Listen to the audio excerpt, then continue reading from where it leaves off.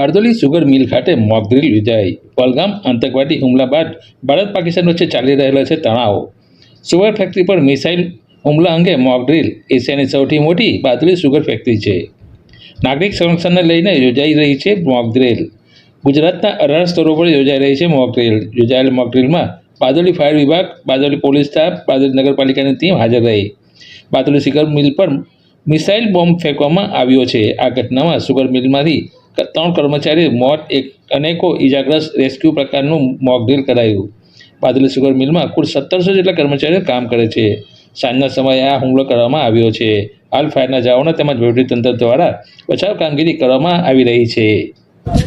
जिग्ना परमार, प्रांत अधिकारी बारडोली।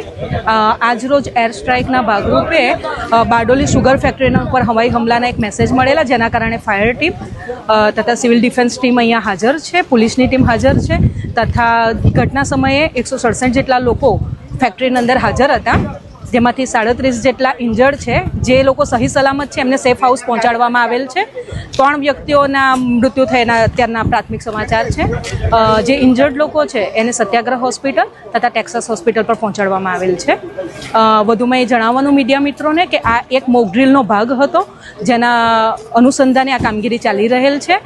વધુમાં સરકાર તરફથી જે અપીલ કરવામાં આવેલી છે કે 7:30 વાગ્યે આપણે બ્લેકઆઉટનો અભ્યાસ કરવાનો છે, તો તમામ નાગરિકો 7:30 વાગ્યે પોતાના ઘરની, શેરીની તથા જાહેર તમામ રસ્તાઓ પરની લાઇટો, હોર્ડિંગ્સની લાઇટો બંધ કરે તથા તંત્ર દ્વારા મોકડ્રીલના ભાગરૂપે જે અપીલ કરવામાં આપેલી છે એમાં સહકાર આપે એવી અપેક્ષા। Thank you.